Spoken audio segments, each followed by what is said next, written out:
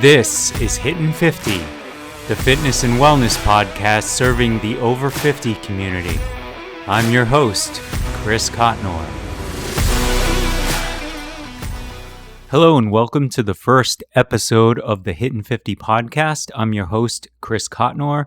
I'm really excited to be bringing you this podcast.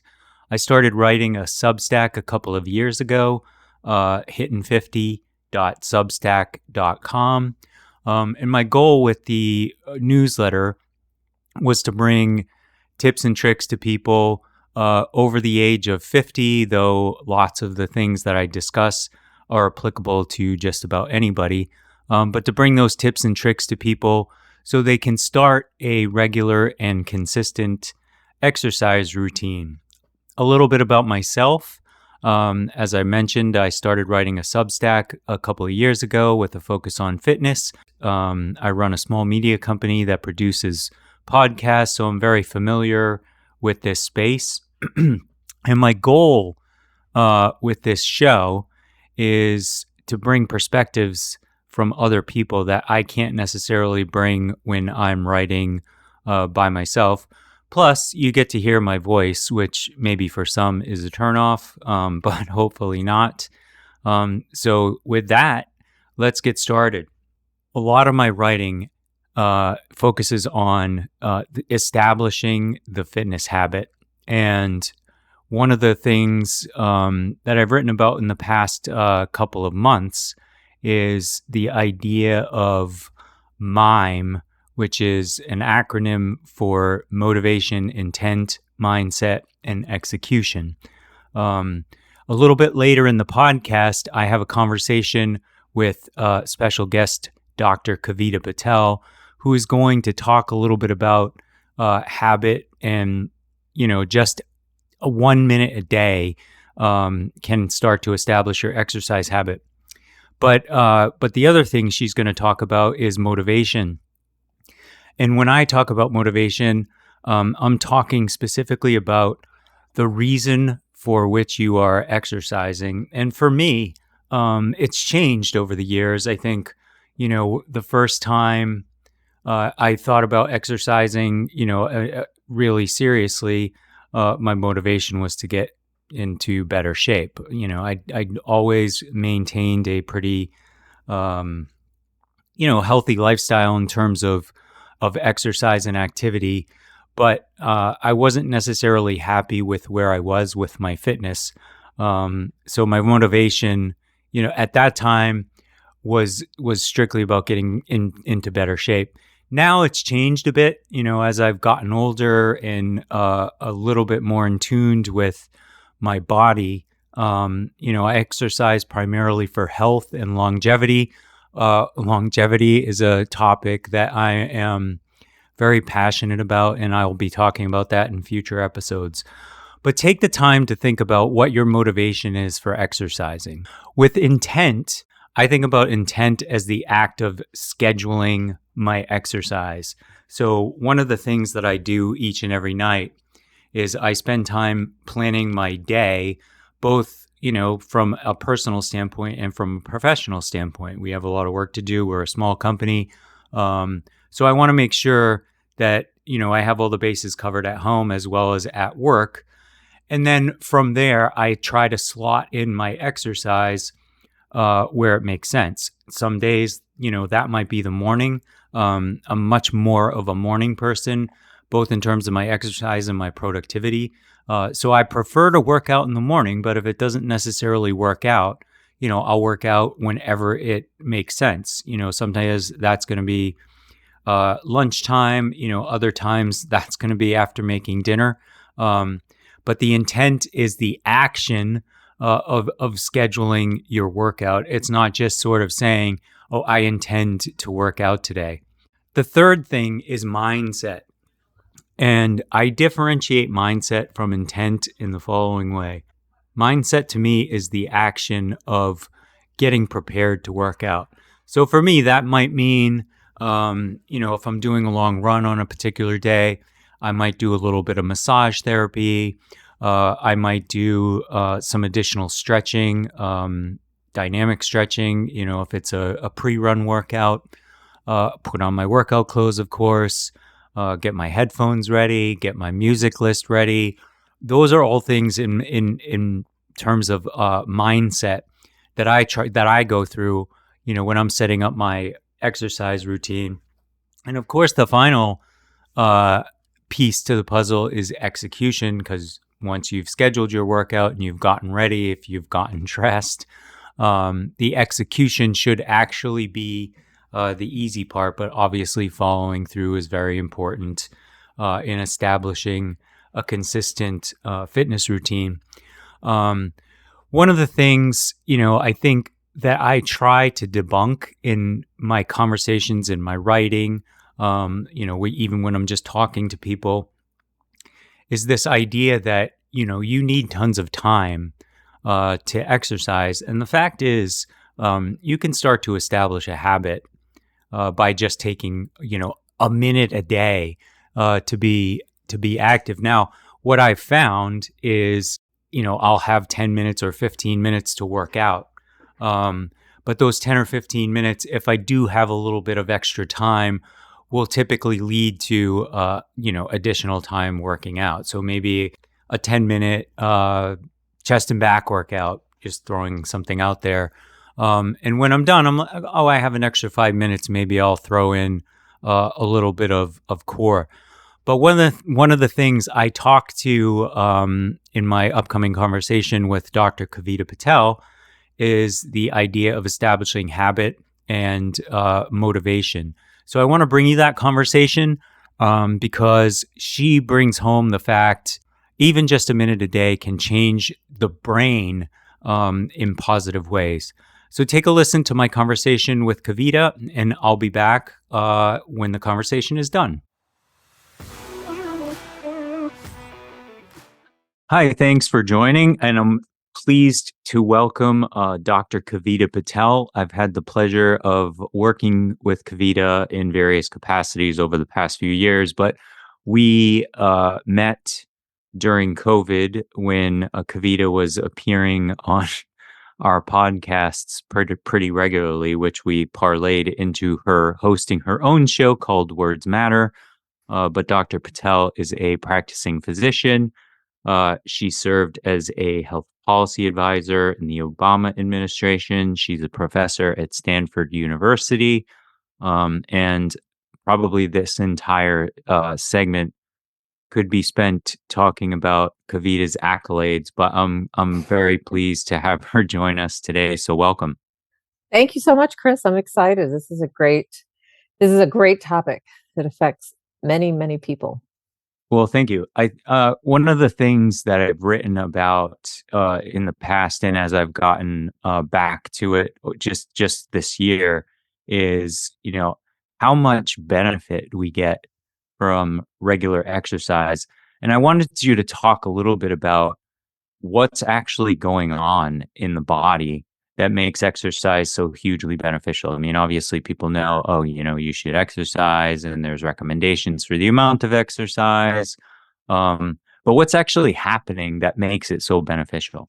So we're learning so much more, Chris, about the effects of exercise on the body. There's the obvious ones, just everything that's going on while you're in exercise to get blood pumping from your heart through all the parts of your body, your muscles, engagement. But what I would say people don't understand is what's happening in your brain. And I think that that's critical, that your brain is actually releasing a lot of the hormones that we now know kind of result in people feeling less stress and feeling happiness. And this means decreased cortisol levels.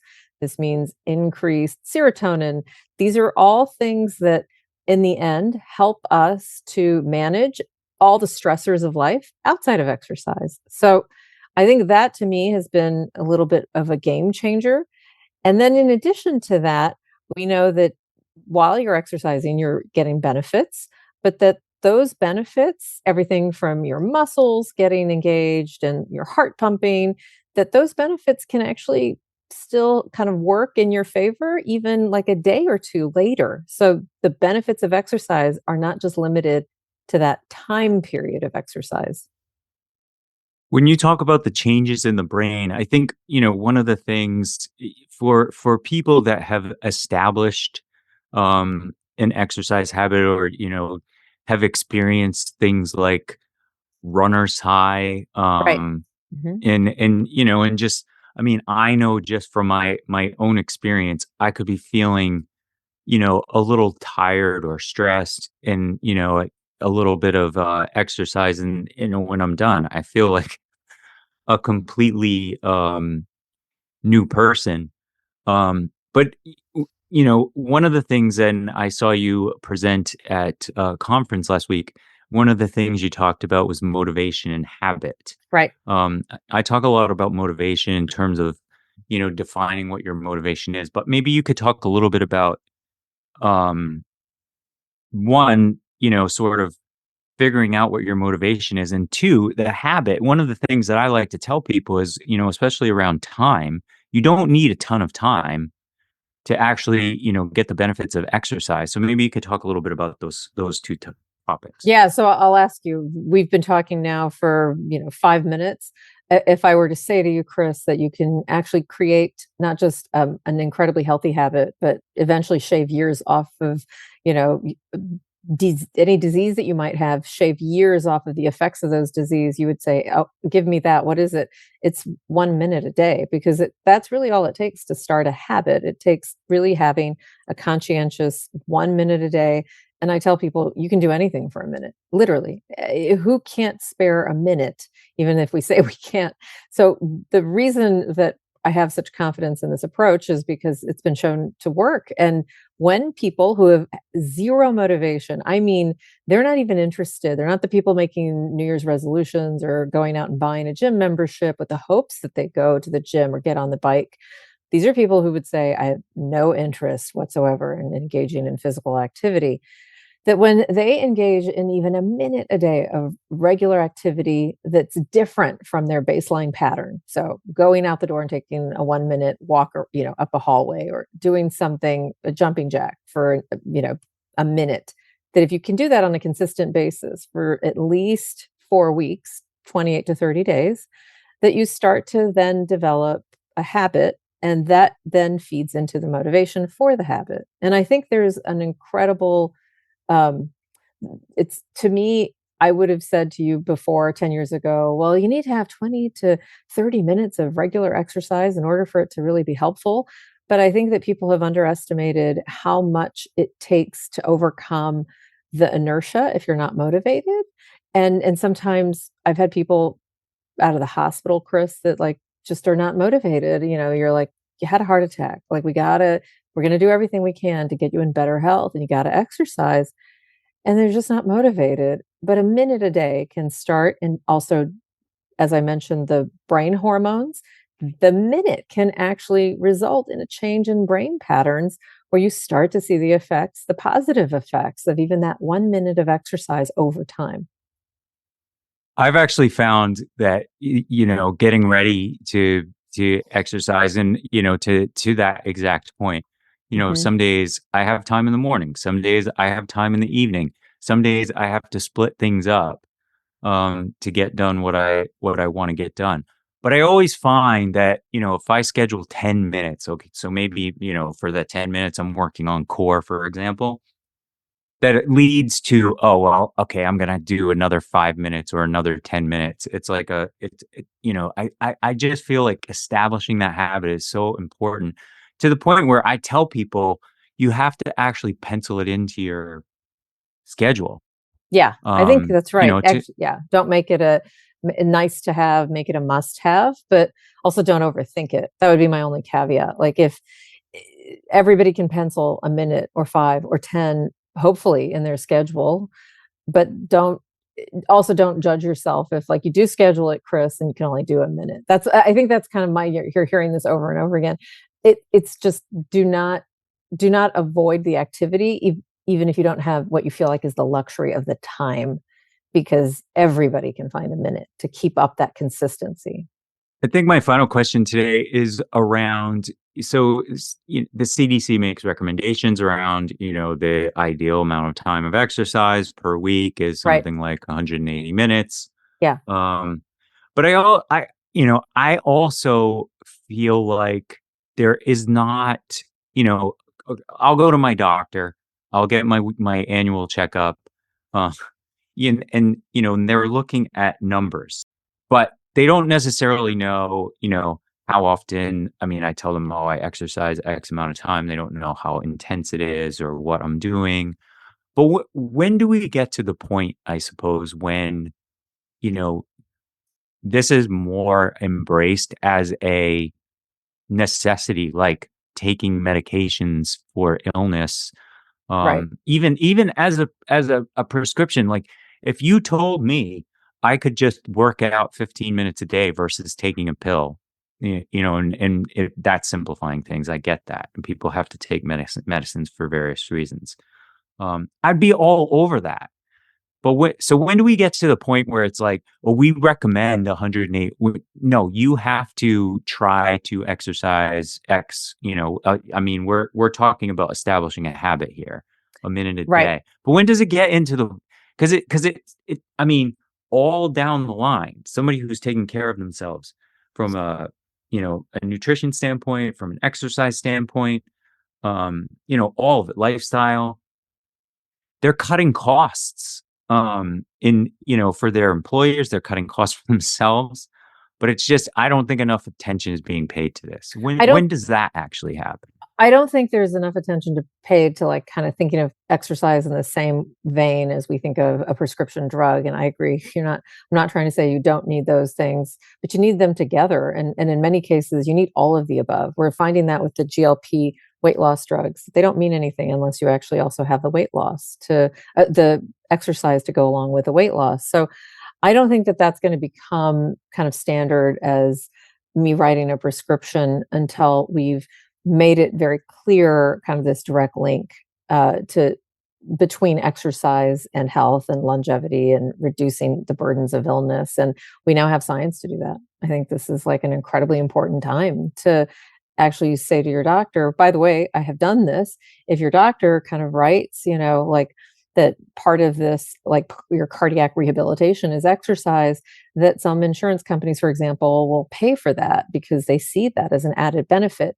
But anything we can do to make that easier. So I think, one, it'll have to come from the science community as we have seen more evidence. That's happening, that's real. Two, I think we have to demand it as employees or as, however you get your health insurance.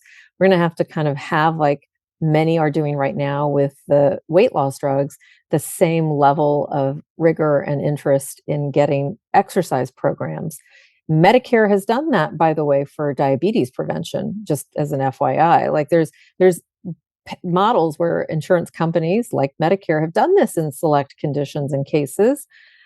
We should make this standard. So I'm hopeful that, like, what the CDC recommends one day matches what CMS, Medicare, and Medicaid pay for. That's all great. Kavita, I really appreciate your time today, and looking forward to exploring topics in the future, and having more conversations like this. So thanks again for taking the time. Thank you so much, Chris. I tend to think about my approach to healthy living in terms of sort of four pillars. The first is, of course, exercise, which we just heard from Dr. Kavita Patel on the importance of that and how it impacts your body in just a minute a day can help establish a habit. But the other areas are, of course, mental well-being, which I feel is one of the more neglected areas. While it certainly become a bit less stigmatized, there's still a lot of things, I think, that impact our mental well-being that we don't necessarily take care of or understand. The third is nutrition. And on today's podcast, I have another special guest, Rebecca Dickinson, who is a registered nurse and a certified holistic health coach. And she'll be talking about the importance of gut health, which is a fascinating conversation that I had with her. And the last thing is sleep, which I won't be talking about on today's show, but I certainly will address it in the coming weeks. I think one of the areas that has gotten a lot more attention over the last several years is the science of sleep. And for me, somebody who literally tracks everything, when I'm exercising or when I'm sleeping, it's become, for me, one of the more important things to you know establish a consistent habit with. I used to be a terrible sleeper. I used to go to bed at various hours at night. Some mornings I'd feel fine, other mornings I wouldn't feel so great. But I turned that around by establishing a specific bedtime routine, a specific bedtime window, and a specific time when I wake up every single day. And sleep for me is the thing that kind of is the glue that brings it all together. It gives your body the chance to heal or recover if you've had a particularly difficult day in terms of your exercise routine or even your work. Sleep is incredibly important. So I will be addressing those four specific areas with special guests in the coming weeks. But as I mentioned today, I have Rebecca Dickinson, who is a registered nurse and a certified holistic life coach. And we talk a lot about gut health. So here's that conversation with Rebecca. I'm pleased today to be joined by Rebecca Dickinson. Rebecca is a certified holistic health coach and a registered nurse. So welcome to the podcast, Rebecca. Thank you. Nice to be here. I kind of wanted to start off. So we did a bit of a prep call, and one of the things that you mentioned to me that was important in terms of how you treat your clients is gut health. So I wanted you to kind of start there with, what is gut health and why is it so important? Sure. So I think when we're thinking of gut health, it's easier to almost think about um, symptoms, right? So a well-functioning gut, you're not going to have gas, bloating, indigestion, heartburn, constipation, diarrhea. It runs the gamut. So a healthy, functioning gut is going to be free from those symptoms. There's other symptoms that you wouldn't necessarily think relate to gut health, and they can be far reaching. It could be bad skin. It could be brain fog. It could be the presentation of an autoimmune illness that you didn't previously have. So when you're thinking of a well-functioning gut, you're free from a wide variety of things. I didn't think about this question earlier, but your answer kind of prompts it. So when somebody comes to you and I guess they're describing symptoms, Yes. what are the kinds of things that you're trying to uncover in that scenario? So sometimes it could be food related. So it's food intolerances. And that a food intolerance in and of itself can also be an indication of some type of malfunction within the gut system. So you should be able to eat and digest an abundance of food. You shouldn't have an issue with, for example, a lot of people have an issue with beans or other legumes, and they cause gas and bloating. If your gut is functioning properly, you should be able to digest those types of food. Other people have problems with variety of other types of food, certain fruits and certain vegetables. And really, you should be able to handle those types of things if your gut is functioning properly. And when you look at someone's symptoms, so if I had a client that came to me and, they said, well, every time I eat this or that, I have a lot of gas and bloating.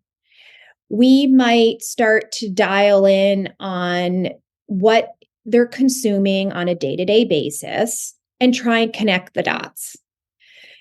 Lactose intolerance is certainly is very prevalent in our country. It's prevalent in most people.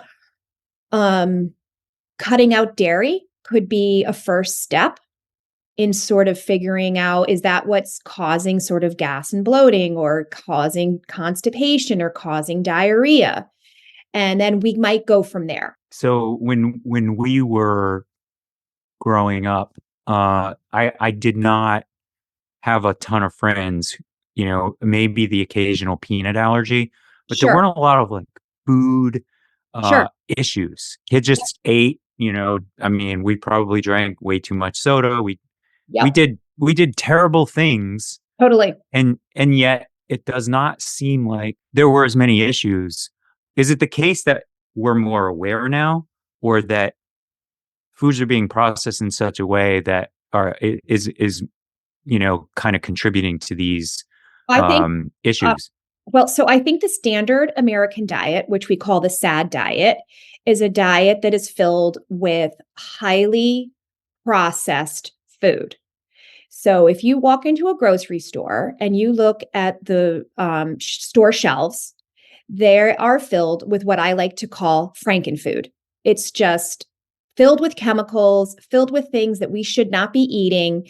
And I personally believe that those types of food have destroyed our gut microbiome. And the gut microbiome is it's inside your gastrointestinal system, largely in the large intestine, and it is trillions of bacteria and viruses and um, archaea. There's all kinds of microbes that are living there that are living symbiotically with you and are actually doing a lot of good things in your body. In terms of, I know a lot, as far as probably treatment options, they're individualized, meaning, somebody's going to come to you with a specific problem, and you're going to treat that issue, differently. But in general, what are sort of some of the best practices in terms of maintaining a healthy gut? So I honestly, the best thing that you can do for your gut is to eat a wide variety of plants. And when I say plants, I don't just mean vegetables. So we're talking fruits, vegetables, whole grains, all of them, not just whole grain wheat, but oats and barley and farro, all those ancient grains. We're also talking about beans and nuts and seeds. So it's truly not a difficult thing to conquer. And the key number here is 30 different plants should be consumed in the course of a week to Hmm, have the most robust and healthy gut microbiome. 30 plants. That's a 30. lot. Seems like a lot. It seems like a lot, but truthfully, if you start adding it up, it's really not that hard. You could have a bowl of oatmeal for breakfast. And in your oatmeal, you could put a tablespoon of peanut butter. You could put half of a banana. You could put a handful of raspberries. And then you could chop up some kind of nut. Add that up right there is 5 plants. That's just in breakfast, Yeah, right? that's good to know. I've discovered the versatility of oatmeal, and Yeah. it's quite amazing. That I, in fact, had oatmeal this morning with, yeah, with dried cranberries, banana, a little bit of brown sugar. Um, but I think one of the reasons why people eat the way that they do is it's time. Of In course. the pantry's filled with probably not such healthy options, Totally. and and then we have, DoorDash and all kinds of other delivery services, and it's just easier. Yes. Two And parents are working, so it's totally. hard. It's hard. So how do you kind of help your clients manage through that? Sure. So food prep, food prep, food prep, food prep. Honestly, I think the best thing that you can do is sit down on a weekend, make a list, go to the grocery store, buy what you need, A well-stocked pantry can carry you very far. So, having a well-stocked pantry to start, make your list, buy the fresh items that you need for the week, and spend an hour on a Sunday and get yourself prepped up and ready for the week. You can grill a bunch of chicken breasts. You can, cook up a pot of brown rice and you can just keep that in the fridge. You can batch cook, roast a ton of vegetables. Just all those kinds of things. You can prep up salad fixings so that if you wanted to just throw the grilled chicken on salad fixings, and it's a matter of, 10 minutes in the evening to throw these meals together. You can also cook once and eat twice or even 3 times if you don't mind leftovers repeatedly. So you cook yourself a big pot of soup, for example. So this is something I love to do every Sunday. I love to make a big pot of soup, and that's my lunch for Monday, Tuesday, Wednesday. That's great. I think that might be my lunch for Monday, Tuesday, Wednesday, to come to your house and have And join me. a nice bowl of soup, maybe sans crackers. Well, Rebecca, thank you very much for joining us today. I really appreciate it, and Sure. hopefully in the coming weeks we can explore some of these topics in a lot more detail. I would love to. And thanks again for joining. For sure. Thank you. I feel like the conversation with Rebecca could have gone on forever, and I was particularly fascinated with the idea of 30 plants per day, which, like starting an exercise routine, sounds daunting, but as you heard Rebecca point out, just even with breakfast, you can knock out 5 plants, depending on what you're eating in the morning. One thing that I'm not going to do with this podcast when it comes to nutrition is make recommendations around specific types of diets. I want to keep this focused on best practice, generalities around the kinds of foods people should be eating. Obviously this isn't a podcast that's intended to replace any of the advice from your doctor. So please, as you're listening to this, feel free to follow up with your doctor around some of the topics that we're discussing, including, your health around starting an exercise routine.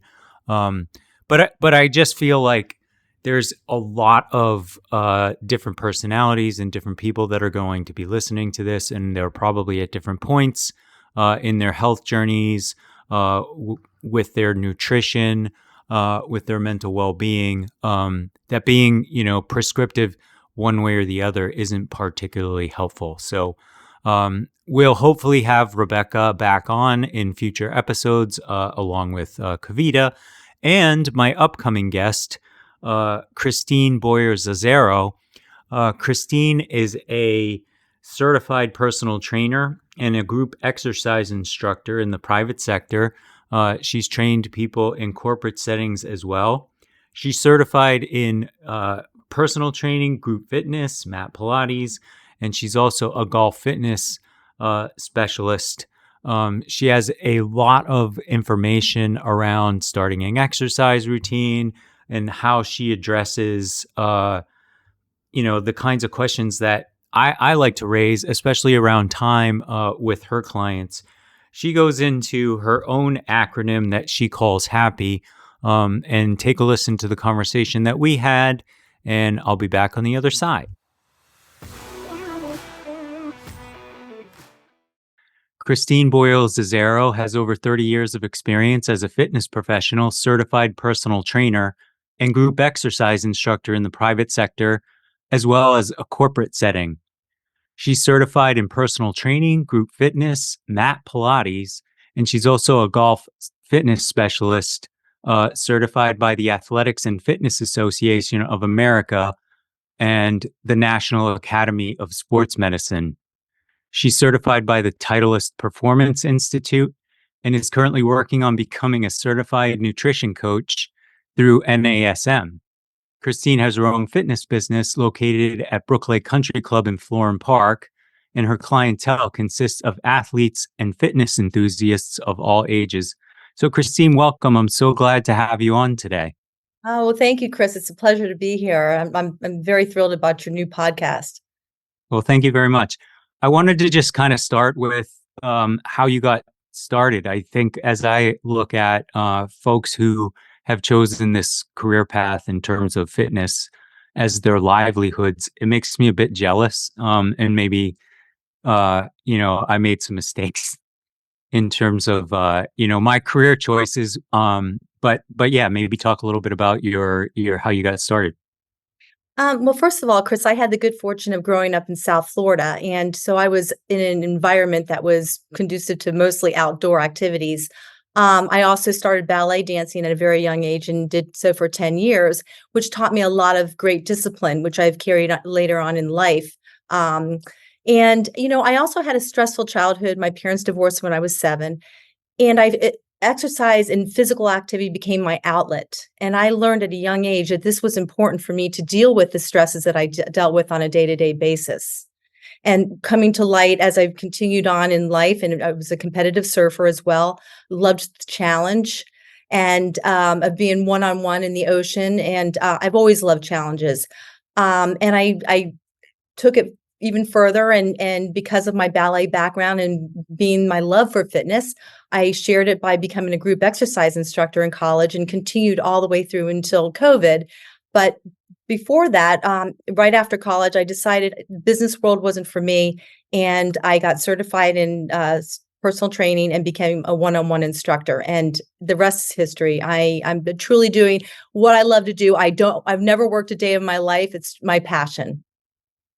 That's awesome. In our introductory calls leading up to this, you did not mention competitive surfing. Talk a little bit about that because I'm intrigued.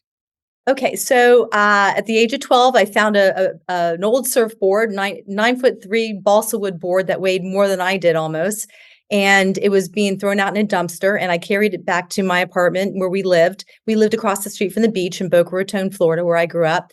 And I got a girlfriend to help me carry it down to the beach during the hot summer months, and we taught ourselves how to surf. And from there, I got a smaller board, and then I started getting pretty good at it and started surfing all along the Florida East Coast and started entering contests. And I was competitive throughout my, early youth into my high school years and even into college. That's really cool. One of the big reasons I started writing this, and it was right in the middle of COVID, when most people were, we were starting to open up, but we were still kind of, figuring out how the new world, let's say, was going to operate. But I started writing this, one, as an outlet, but two, because a lot of people would, talk about, I really need to exercise more, but I just don't have the time. And, and I would tell them in conversations, you really do not need a ton of time. You just have to establish a habit. So maybe talk a little bit about, especially with your clients, how you get them to stick to a regular exercise routine. I suppose if they're coming to you in the first place, perhaps they're invested, but maybe talk a little bit about that. Well, first I'm going to answer this in regards to the time constraints with working out, and then I'll tell you my approach. But people think that they have to work out for an hour to reap any benefits. If you have 15 minutes in the day, there's no reason why you can't go for a brisk walk, or go into your basement, or go in your bedroom and do some squats, do some push-ups, do some knee lifts. Just the main thing is to stay active, and to do, not expected to have to spend so much time in the gym, which is what is a big deterrent for a lot of people because they don't have time. However, they have time to, make sure their kids are off to school. They have time to eat dinner, breakfast, Netflix, bar, Right. and so forth. So, my approach to fitness has always been what I call the happy approach. And I love acronyms, as I think you do too, as well. Happy approach is H is for healthier lifestyle. If you feel healthy and you are healthy, you tend to be a happier person. You're reaping the benefits of good health. And, they've done studies on this. It's good for your cognitive and memory, and it's good for just your overall well-being and day-to-day activities. The stands for, having attainable goals, making sure that my clients have goals that are attainable and realistic. I don't want them to set themselves up for disappointment. So for example, if I have a golfer come to me and say, I'm just starting. I've been playing for a year, but I want to be a scratch golfer by about next year. That's an unrealistic goal. That person's going to set themselves up for disappointment. So, They're never going to be a scratch golfer. no, I hate to tell you. not in this lifetime. I mean, I'm even realistic about that. I would love it, but that's okay. I go out there and have fun. And and then there's two P's. There's the personal commitment that you need to make to yourself. It's important to come to realization with yourself that, okay, this is what I know is important for me. It's something that I need to do for my health. It's part of the purpose, which is the second P. The purpose is, am I doing this because my doctor told me to, that my triglycerides are way over the standard, or that I need to lose weight, or I have no energy. I mean, you have to have a purpose, and having a purpose will get you that much further into whatever your goal is. Obviously, again, your attainable goal, your realistic goal. And is it preventive medicine? Are you on borderline diabetes? Exercise is, I mean, it's truly the magic pill that is the pill that you don't have to swallow. And then why? It's about you. This is all about you. You've got this. You can do this.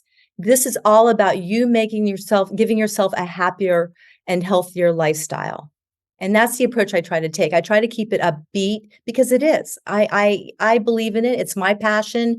I'm a speaking example of staying healthy at the age of 60. What do you think about, because one of the things that I like to preach to people, and I'm a planner, and I like, we talked a little bit off air about, we're busy, but I spend time each evening planning on my day, because I have two kids, my wife works, I work, we have things going on throughout the day.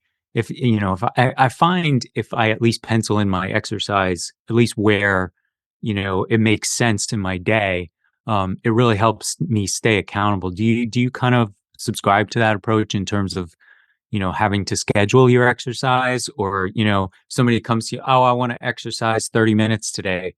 What's the approach to that? Well, I'm a planner. So I tell my clients to plan not only their week as far as their activity, it's also, plan your meals too, so that you have a plan each day. And so on Sunday night, say Really to good. yourself, tomorrow, all right, I've got a busy day, but I have a half hour. Well, if you schedule a half hour to see me, I mostly see, most of my clients I see for an hour, but I do have a few that we do half-hour sessions. I will do that because I'm accommodating their schedules. They're working professionals. They've got tight schedules between their families and their careers. They may go into the city. We'll squeeze in a half hour. I even have one client, we do FaceTime every week because they can't come into the gym. So you have to plan your workouts or your time. And even if you just put 15 minutes aside or 20 minutes aside on a day that is really busy, then you're that much further ahead of the game. I'm going to do a two-part question to end this. The first is, I suffered through injury last summer. It was significant, and it took a lot of dedication, motivation, not just to rehab through the injury, because it's incredible how much range of motion you lose in this particular case, it was my shoulder. I could not lift my arm like beyond halfway up my body. You How do you get your clients through that, that motivation? And then, maybe just related to that is just talking about people who want to, you mentioned earlier about, are you doing this for your because the doctor told you to, you want to lose weight, you want to be more healthy, you want to be a better golfer. But how do you tell people, or how do you get people just to get started? Take that 15-minute walk, or you know that first step to the fitness journey. Well, I'm in my philosophy with doing sort of personal training is to build relationships with all my clients. So I have had many of my clients for 15 years plus. So if I have a Mm. client who and I've had this happen over the years, somebody's had a hip replacement, who had a knee replacement, tore their shoulder rotator cuff playing tennis. So what I do is I maintain the relationship with them while they're rehabbing their injury. Now, for example, if it's a shoulder injury, there's other parts of the body we can work. So I continually encourage them to continue to see me. Just because one part of their body's injured doesn't necessarily mean the rest of the body can't work. Obviously, assuming that the doctor gave them the okay to continue working out in where they're not affecting the injured part. But it's about relationships, and I maintain a relationship with my clients throughout whether they've had surgery or they're just rehabbing through physical therapy. That's great. Well, Christina, I just want to say thank you very much for taking the time. And hopefully, as we continue with this show, um, our listeners can hear more from you in the coming weeks. So thanks for joining. Oh, thank you, Chris. It's been a pleasure. I appreciate it.